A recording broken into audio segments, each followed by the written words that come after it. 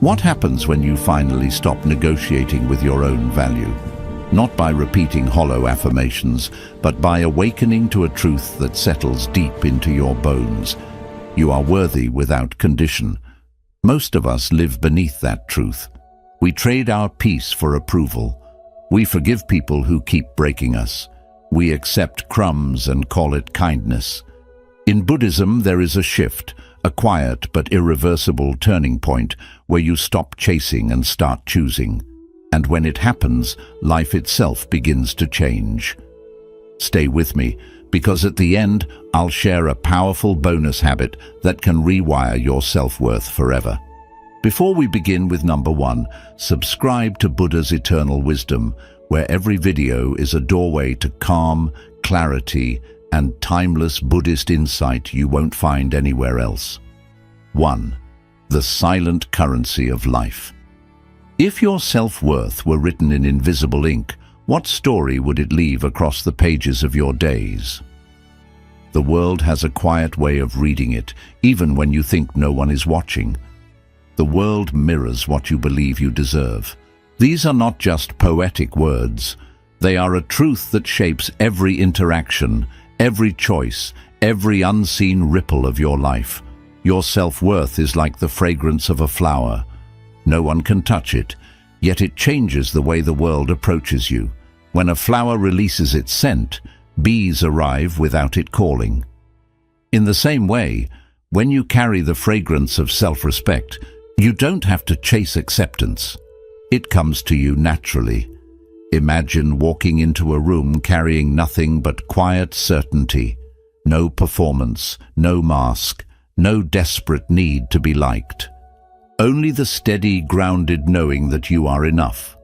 Watch closely, even in your mind's eye, how people's eyes shift toward you, how their words soften, how the room bends subtly around your presence. But when self-worth is neglected, we unconsciously send a different signal, one that tells the world we are willing to settle for less. That's when life offers us crumbs instead of a feast. Not because life is cruel, but because we have silently agreed to it. How many times have you said yes when your heart was begging you to say no? How often have you tolerated words or actions that left you feeling smaller? Buddhism teaches that all things arise from the mind. The way you value yourself is not arrogance. It is mindfulness in action. It is the recognition that your time, your energy, and your presence are sacred. When you honor these, you align with the truth that every being has inherent worth. And in that alignment, the outer world begins to reflect the respect you give yourself. So pause and ask yourself, what silent message does your presence send before you even speak? Does it say, I am worthy of peace, kindness, and love? Or does it whisper, I will accept whatever is given to me? Remember, you teach others how to treat you by the way you treat yourself. The shift begins the moment you stop bargaining with your own soul. The day you decide to value yourself is the day your relationships change, your boundaries strengthen, and your inner peace grows roots. This is the silent currency of life. It needs no announcement, only consistent practice. When you finally value yourself, you stop chasing seats at tables you've outgrown. You rise and the world rises with you, the chain between craving and settling. Why does wanting something too much often make it slip away? At first it seems unfair, like life is withholding what you've worked so hard for, but beneath the surface lies a quieter truth. Desire without wisdom leads to self-abandonment. When the heart burns with unbalanced craving, it stops listening to what truly serves it and starts bargaining with its own dignity just to hold on. It is like gripping a bird too tightly. You hope to keep it close, but the very pressure of your hands harms what you wanted to protect. Or imagine holding water in your palms. At first it rests there, cool and clear, but the moment you clench your fingers, it slips away through the smallest spaces. In this way, our fear of losing can become the reason we lose. When we want someone's love, approval, or opportunities so badly, we often start bending ourselves into shapes that don't fit who we are. We tolerate what we shouldn't. We chase when silence would serve us better. And without realizing, we trade away our peace, our values, and our self-respect for the mere chance of keeping what we desire. Buddhism teaches that attachment is not love, and craving is not care. True value of self or others can only grow in the space where freedom and respect are present. When we cling, we create suffering, because clinging says, "I am not enough without this." But valuing yourself says, "I am whole, and I will share that wholeness with what complements it, not what consumes it." So where in your life have you held on so tightly that you lost yourself?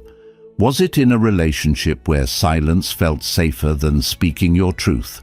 Was it in a job that drained you because leaving felt too risky? Or perhaps in the image of who you thought you had to be, long after it stopped feeling like you? If you loosen your grip, you do not lose everything. You simply stop crushing it. You allow what is meant for you to stay, not because you trapped it, but because it chooses to remain. And what is not meant for you, you let drift away without making your worth the cost of keeping it. The chain between craving and settling is broken the moment you decide that nothing is worth abandoning yourself for. When you stand in that quiet power, life begins to meet you with the same energy. You stop chasing, and you start attracting. You stop gripping, and you start receiving, and in that space, your self-worth finally breathes. We'd love to hear your thoughts. If you're not sure what to say, just type, "My worth sets me free." Detachment as self-respect. Could walking away be the highest form of love for yourself? We often think holding on shows strength, but sometimes it is in the quiet act of letting go that we reclaim our deepest power. When you let go, you invite what is truly yours to stay. Letting go is not abandonment.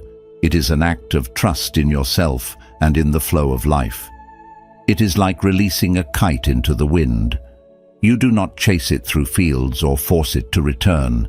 You simply watch as it rises, knowing that if it is meant for you, it will circle back without you pulling the string too hard. The same is true with people, opportunities, and dreams. When we release the grip of fear, we create space for what is real to breathe and remain. Imagine placing a heavy stone down after years of carrying it. At first, you almost miss its weight because you've grown used to it. But then, something shifts. You feel your shoulders relax, your breath deepen, and the lightness spreads through your body. This is the relief that comes when you stop proving your worth by holding on to what drains you. Too often, we carry relationships, responsibilities, or expectations far past their time, not because they still nourish us, but because we believe letting go would mean failure. Buddhism teaches that clinging is a root of suffering and detachment is not coldness. It is clarity. It is seeing what no longer aligns with your peace and having the courage to step back without resentment. Ask yourself, what heavy thing have you been carrying just to prove your worth? Is it a friendship that no longer feels mutual? A career path that keeps dimming your spirit? A version of yourself that exists only to keep others comfortable? When you see clearly, you realize that some burdens are not badges of honor. They are signs that you have forgotten your own value. Detachment as self-respect is the decision to honor your well-being over the comfort of the familiar. It says, "I will not shrink myself to keep something that requires my suffering to survive."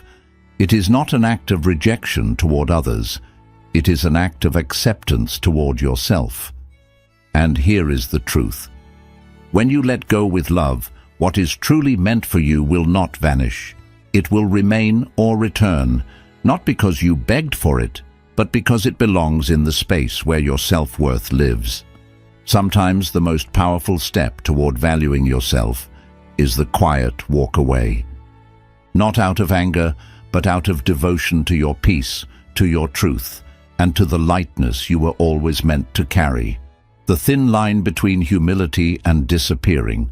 When does kindness turn into self-erasure? There is a fine and almost invisible line between humility and disappearing, and many cross it without even noticing.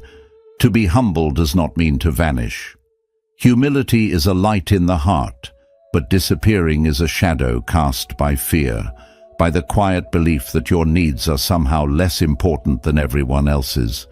It is like watering every plant in the garden except your own.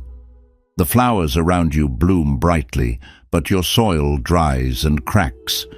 At first you may think this is noble, that your sacrifice is what keeps the garden alive. But in truth, a garden where you neglect your own roots is incomplete, because your presence is part of its beauty. Imagine yourself standing in a crowd, your voice soft but clear, your presence unshaken. You are not loud, yet you are not lost. You contribute without collapsing into invisibility. This is the balance true humility asks of you, to honor others without abandoning yourself. When you confuse humility with erasure, you start to say yes to what drains you, just to keep peace. You downplay your achievements so no one feels threatened. You silence your truth so others can be comfortable. And slowly you begin to believe the false story that being good means being small. Buddhism teaches the middle path, not leaning too far into pride, nor falling into self-neglect. To value yourself is not to stand above others, but to stand with them as an equal. True humility is grounded, it bows with respect, but it does not kneel in self-denial. Ask yourself, where have you mistaken silence for virtue? Was it in a moment where you swallowed your truth to avoid conflict, or when you let someone's needs override your own, even when it cost you peace? When did you last choose yourself over pleasing others, and how did that choice feel in your body? Choosing yourself does not mean you stop giving. It means you give from a place of fullness, not depletion. It means your kindness is rooted in strength, not in the hope of being accepted. When you value yourself, you understand that your voice, your needs, and your dreams are not interruptions. They are part of the harmony. There is a power in being humble, yet visible, gentle, yet unshaken. The world needs your light, not your absence. And when you honor your worth while honoring others, you create a balance that nourishes everyone, including yourself. Remember, disappearing is not humility. True humility allows you to remain present, to keep your soil watered, and to bloom alongside every other flower in the garden. We'd love to hear your thoughts. If you're not sure what to say, just type, "My worth sets me free." Stop bargaining with your soul. How many times have you traded your peace for approval? It is a quiet exchange, so subtle that you may not notice until the weight of it starts pressing on your spirit. Every time you lower your value, the world believes you.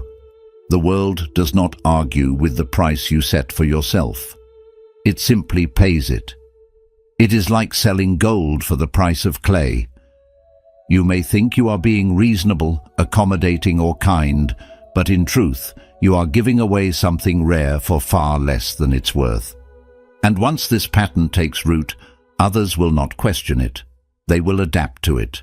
You, however, will feel the cost in every corner of your being. Picture yourself holding a gem in your hands. You lift it to the light, watching the way it catches and reflects every ray. Notice how it shines whether anyone notices or not. This is your worth, unchanged by outside recognition, unaltered by the shifting moods of the world. The gem does not beg to be valued, it simply is. When you bargain with your soul, you silence your needs to keep the peace. You shrink your boundaries so others can expand theirs. You downplay your abilities so no one feels threatened. But each of these trades chips away at your self-respect, until you start believing the discounted version of yourself you've been selling. Buddhism teaches that all suffering begins in the mind. If your mind believes you are less than you truly are, the world will echo that belief back to you. To value yourself is to practice right view, seeing clearly without the distortion of fear or insecurity. It is the recognition that your life is not for sale at a bargain price. Ask yourself, what have you been underpricing in yourself? Is it your time, given freely to people who never reciprocate? Is it your voice, kept quiet so as not to disturb the comfort of others? Or is it your dreams, shelved in the name of being practical? And who benefits from you not knowing your worth? To stop bargaining with your soul, you must first believe that it is priceless. This means setting boundaries that may disappoint others, speaking truths that may unsettle them, and choosing paths that may confuse them. It is not rebellion, it is alignment. When you stop lowering your value, you change the way life meets you. Opportunities shift, relationships deepen or dissolve. The noise around you grows quieter, and in that quiet, your true worth speaks for itself. Remember, the gem you carry was never meant to be traded for clay. Hold it, honor it, let it shine. Whether or not the world claps its hands, that is the unshakable power of valuing yourself. The power of quiet standards. What if the loudest boundaries are the ones you never speak? Not every act of self-respect needs to be declared. Some are lived so consistently that the world learns them without you uttering a single word. You teach others how to treat you by how you treat yourself. The way you rise in the morning, the choices you make about where to place your time, the energy you protect. These quiet acts send the clearest messages. It is like a tree that bends only so far before it stands firm again. The wind learns the shape of the tree's limits, and over time, it no longer tries to push it further. In the same way, when you stand firmly in your worth, life begins to adapt to your strength rather than testing it. Imagine drawing a circle of calm light around yourself. It is not a wall people can step inside, but only those who respect the space are welcome. You do not have to explain the circle, defend it, or apologize for it. It exists because you have chosen to honor your own peace. Those who love you will feel it and cherish it. Those who do not will either learn or leave. Quiet standards are built in the smallest moments. They are in the way you say no without guilt, the way you remove yourself from conversations that drain you, and the way you keep your commitments to yourself even when no one is watching. Each choice teaches others what is acceptable in your presence. Buddhism reminds us that self-respect is not a fight against the world. It is harmony with truth. A boundary is not a punishment for others. It is a protection for your own heart. When set with compassion, it does not close people out. It invites the right ones in. Ask yourself, where in life do you need to redraw your circle? Is it in your relationships, where patterns of disrespect have been allowed to repeat? Is it in your work, where your time has been treated as if it were endless? Or is it in your own habits, where you have crossed your own lines too many times to count? When you redraw the circle, expect discomfort, not because you are wrong, but because you are changing the unspoken agreements that once allowed your peace to be broken. Over time, this discomfort fades, and what remains is clarity. You are no longer available for what depletes you. The power of quiet standards is that they do not require approval to exist. You simply live them, and they shape your world. And when your life is built on such silent strength, you stop chasing respect because you already carry it within you. When saying no opens doors, why does refusing the wrong thing often bring the right thing faster? At first, saying no can feel like closing yourself off from life, as if opportunities might dry up if you turn even one away.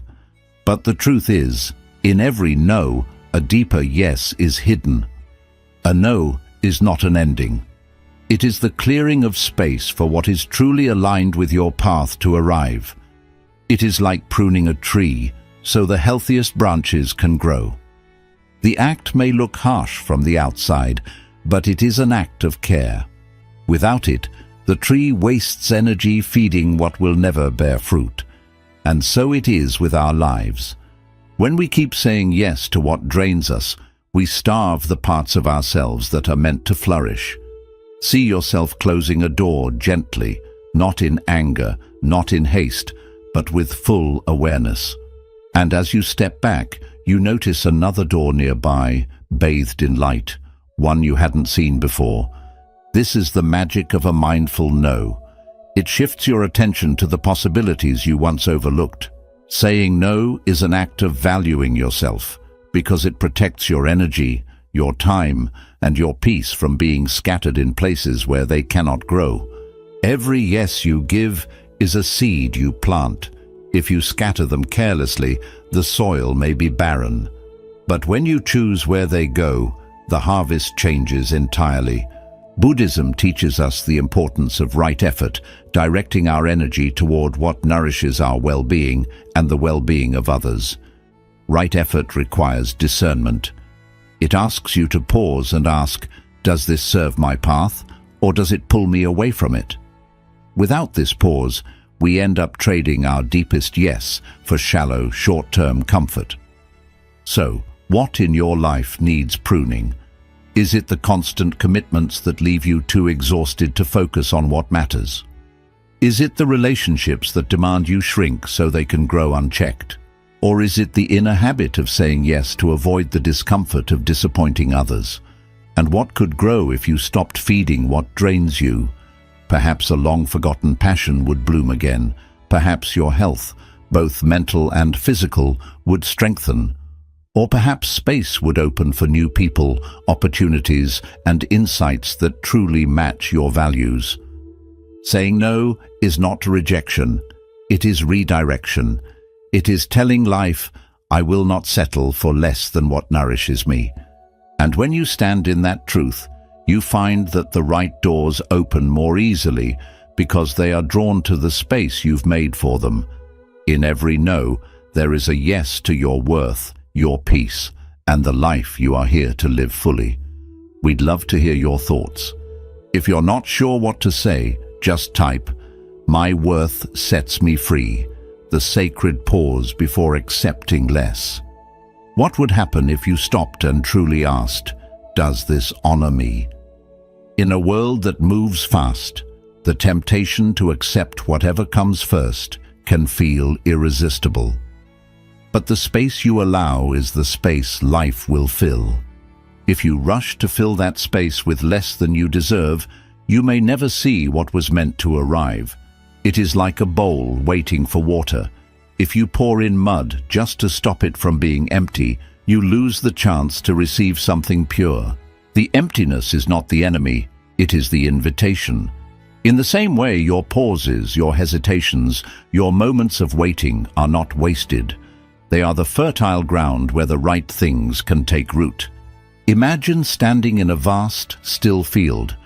The air is quiet, the horizon wide. There is no need to move until the right wind arrives to guide your steps. This is the sacred pause, the decision not to act until the choice before you truly reflects your worth. Too often we mistake stillness for stagnation. We say yes to jobs, relationships, or opportunities just to escape the discomfort of waiting. Yet each rushed acceptance is a silent message to life. I will take less than I deserve if it arrives quickly, and life, always listening, will offer you more of the same. Buddhism teaches the value of mindfulness, not just in thought, but in action. Mindfulness is the art of waiting for alignment, not just movement. It is trusting that the right offering will arrive when the conditions are right, and that your role is to keep your bowl clean and ready. Ask yourself, where do you rush to fill the silence? Is it in relationships, fearing that solitude might mean loneliness? Is it in your work, chasing tasks to avoid the discomfort of uncertainty? Or is it in your self-image, trying to appear complete before you truly feel it inside? What would patience bring instead?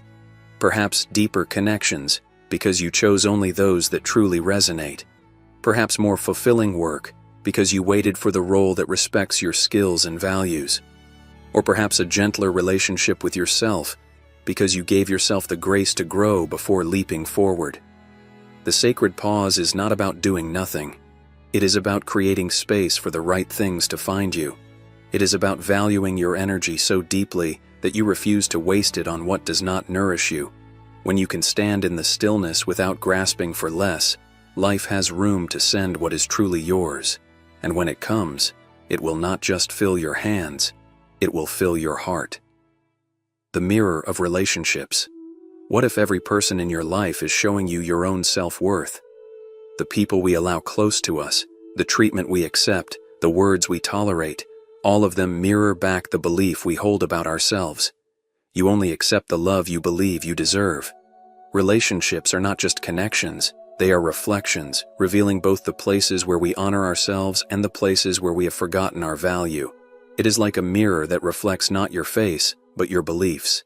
When your belief in your worth is strong, the reflection shines back with respect, kindness, and care. When it is clouded with doubt, the reflection may come in the form of neglect, criticism, or imbalance. And if we are not mindful, we start thinking this distorted image is the truth. Picture yourself standing before a calm lake. Its surface is still, waiting. As you look in, what do you see looking back? Is it someone standing tall, shoulders open, eyes filled with quiet strength? Or is it someone avoiding their own gaze, unsure of what they truly deserve? The lake does not lie, it simply mirrors what you bring to it. Every relationship, from the closest bond to the briefest interaction, is part of this mirror. The friend who encourages you may be reflecting the part of you that believes in your dreams. The partner who takes more than they give may be reflecting the part of you that fears speaking your needs. The colleague who respects your boundaries reflects the self that stands firmly in them. Buddhism teaches interdependence, that we are all connected, and through these connections, we come to know ourselves more deeply. Relationships are the ground where our inner truth is tested. They show us not just who others are, but who we believe ourselves to be in their presence. Ask yourself, who in your life reflects your highest self? Who sees you as whole, capable, and worthy without conditions? And who reflects the parts of you that still doubt, the parts that settle, the parts that seek permission to take up space? Both reflections are teachers, one showing you what to grow, the other showing you what to heal. To value yourself is to curate the mirrors you choose to keep close. It is to step away from the ones that distort your image and lean into the ones that remind you of your light. This does not mean cutting others out with anger. It means adjusting the distance so your reflection stays true. When your self-worth deepens, the reflections around you change. The water becomes clearer, the mirrors kinder, and the love you receive begins to match the love you have learned to give yourself. And in that reflection, you finally recognize the truth you were worthy all along, releasing the need to prove. What if the moment you stop trying to prove yourself is the moment you win? The world teaches us to chase validation, to gather applause, approval, and acknowledgement as if our worth depends on it. Yet the deeper truth is that needing to prove yourself is like trying to hold water in your hands. No matter how tightly you grasp, it always slips away. Silence is the proof of knowing. When you truly know who you are, you no longer feel the need to explain it to anyone. It is like a mountain, unmoved by praise or criticism. A mountain does not shrink when clouds cover it, nor does it grow taller when the sun shines. It simply remains as it is, rooted in its essence. When we live like this, external voices lose their power to sway us, compliments no longer inflate us, and insults no longer diminish us. We stand in the quiet strength of our own being. Imagine sitting beneath a great tree while the wind moves through the branches. You feel the air on your skin, but you do not chase it or try to catch it. It comes, it goes, and you remain still. This is the way of one who has released the need to prove. They do not chase after what already exists within them. Buddhism teaches that the self we are trying so hard to defend or present is not fixed. It is fluid, changing, and ultimately beyond the labels we cling to. When you stop struggling to prove yourself, you open space for simply being yourself. That being is freer, lighter, and at peace. Consider what you are still trying to prove. Is it your intelligence, your worth, your strength, and to whom are you trying to prove it? Often the loudest need to prove comes from the quietest doubt. When we heal that doubt from within, the urge to convince others dissolves. There is power in walking into a room and not needing to be noticed. There is freedom in letting your actions speak without forcing anyone to listen. You no longer live as a performance, but as a presence. And the more at peace you are with yourself, the more others feel that peace in your company. Ask yourself, who would you be if you no longer needed to prove anything? How would your voice sound if it carried no trace of fear or demand for approval? The answer is not someone smaller, but someone truer. Someone who carries quiet confidence, unshaken by the world's shifting tides. When you release the need to prove, you do not become invisible, you become undeniable. You walk like the mountain, rooted and unshaken, knowing that you were always enough, even in silence. The inner temple of self-respect. Where does self-worth truly live? Many search for it in the eyes of others, in achievements, in possessions, or in the approval of the world. But these are shifting sands, unstable, temporary, and unable to hold the weight of who you truly are. The deeper truth is this: the sacred is always within, before it is without. Self-worth is not something to be found, it is something to be honored. It is like a temple that no one can enter without your blessing. This temple is built not of stone, but of the values you uphold, the boundaries you keep, and the love you give yourself. Its gates open only to those who come with respect. When you understand this, you stop allowing careless footsteps to trample your sacred space. Picture your heart as a candle-lit temple, warm, sacred, and guarded. Within it, there is peace. Within it, there is strength. You decide who may enter, and you decide what is allowed to remain. This is not about arrogance or isolation. It is about remembering that what is holy should not be handled carelessly. Buddhism teaches that the mind and heart are the true seats of sacredness. When you treat them with reverence, you begin to walk differently in the world. You stop saying yes to what disrespects you. You stop staying in places where you are diminished. You stop seeking worth in places that cannot give it. Ask yourself, what rules does your temple live by? Perhaps it is kindness, truth, patience, or honesty. These become your temple laws. And who have you been letting in without permission? Perhaps there are voices, relationships, or commitments that dishonor your sacred space. The temple can only stay pure if you are mindful of what you welcome inside. When you live with self-respect, you do not close your heart. You simply guard its door. You invite in love that nourishes, friendships that honor, work that fulfills, and silence that heals. Anything else, you gently turn away. This is what happens when you truly value yourself. You stop begging for a seat at the wrong tables. You stop making excuses for those who harm you. You stop dimming your light to make others comfortable. Instead, you become a living temple, standing in quiet dignity, glowing from within. So today, step inside your inner temple. Light its candles, clean its floors, stand at its gate and see who is there. And when you choose to open the door, let it be because they honor the sacred within you, just as you honor it yourself. For in that choice, you reclaim the deepest truth. You were always worthy, and your temple was always yours to protect. We'd love to hear your thoughts. If you're not sure what to say, just type, "My worth sets me free." Bonus lesson. When life bows to your worth, what happens when you finally, truly value yourself? Life begins to respond in ways you never imagined. What you seek begins to seek you. The struggle of chasing, proving, and forcing begins to fade. Instead, your presence, rooted in self-worth, becomes like the moon pulling the tides. You no longer grasp at what is not yours, yet everything meant for you begins to move quietly in your direction. Imagine standing at the edge of the ocean. The waves arrive without your command, each one perfect in timing and form. You don't run into the water demanding them to come faster. You simply stand, knowing they will arrive. In the same way, when you honor yourself deeply, you stop chasing what is not ready, and you trust what is meant for you to find you. Buddhist wisdom teaches that all things arise from cause and condition. When the conditions of your life are shaped by self-respect, clarity, and inner peace, you create an environment where what you desire can grow naturally. The moment you stop settling for less, you open the space for what truly belongs to you to appear. But many fear the waiting.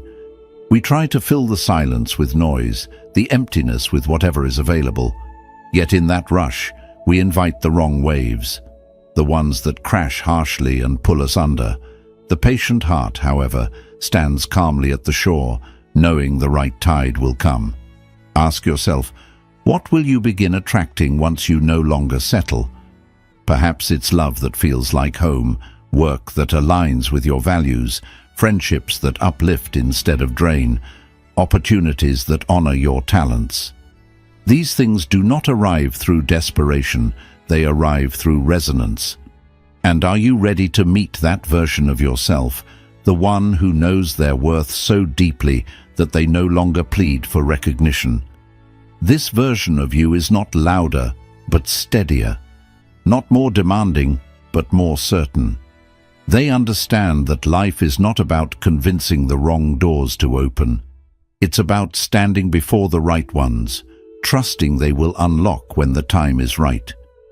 When you value yourself, life seems to bow in return.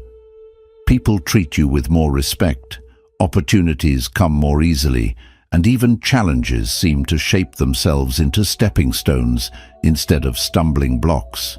You are no longer chasing tides, you are welcoming them. So today, stand at your own shore, feel the wind, listen to the waves, and let life come to you in its perfect rhythm. Trust that the ocean of existence knows your name, and that every wave meant for you will find its way without force, without fear, and without fail. Quick summary of the principles: the silent currency of life. Your self-worth is an unseen force that influences every interaction and opportunity in your life. The way you view yourself sets the tone for how others treat you and the kinds of experiences you attract. The chain between craving and settling. When you cling too tightly to a desire, you risk losing yourself in the process. Unchecked craving often leads to compromise and self-abandonment, drawing you further from what you truly deserve. Detachment as self-respect. Letting go of what is not aligned with your worth is a profound act of self-respect. In Buddhism, detachment is not about losing. It's about creating space for what truly belongs in your life. The thin line between humility and disappearing. True humility is strength, but when taken too far, it can erase your presence. It's important to remain kind and grounded without sacrificing your identity or needs. Stop bargaining with your soul. Every time you lower your standards to please others, you silently teach them to undervalue you. Respecting yourself means refusing to exchange your peace or principles for approval. The power of quiet standards. You don't always need to announce your boundaries. Living them is enough. Your actions and choices silently communicate what you will and will not allow into your life. When saying no opens doors. Rejecting what's wrong for you creates space for what's right. A clear no is often the first step toward a more fulfilling yes. The sacred pause before accepting less. Before agreeing to anything, pause and ask if it truly honors your worth. Patience prevents you from filling your life with people, opportunities, or commitments that drain you. The mirror of relationships. The relationships you maintain often reflect your beliefs about yourself. When you believe you deserve respect and kindness, you naturally attract relationships that embody those qualities, releasing the need to prove. You don't need to prove your worth to anyone. Real strength is found in quiet confidence and knowing your value without seeking constant validation. The inner temple of self-respect. Your self-worth is sacred and must be protected. Allowing people into your inner world should always be a conscious choice, not an act of desperation. When life bows to your worth, when you truly value yourself, life responds in kind. Opportunities, relationships, and experiences align with your energy, and what doesn't serve you naturally falls away. When you value yourself, you stop moving through life like a beggar at the gates of approval. You walk with quiet certainty, knowing that what is meant for you will recognize you. This is the heart of Buddhist wisdom. Your outer world is a mirror, and when your inner worth rises, the reflection transforms. You no longer grasp, plead, or shrink. You simply stand, and life bows in recognition. In Zen philosophy, self-worth is not an ego to inflate, but a truth to honor. It's the unshakable knowing that you are already whole, already enough, and already deserving of peace. Every no you say to what diminishes you is a yes to the life you were meant to live. The shift is subtle, but once it happens, you can never return to the old ways of settling. When you realize your own value, you stop needing others to tell you who you are. So today, ask yourself, does this choice reflect my worth? The moment you begin answering with courage, the entire rhythm of your life changes.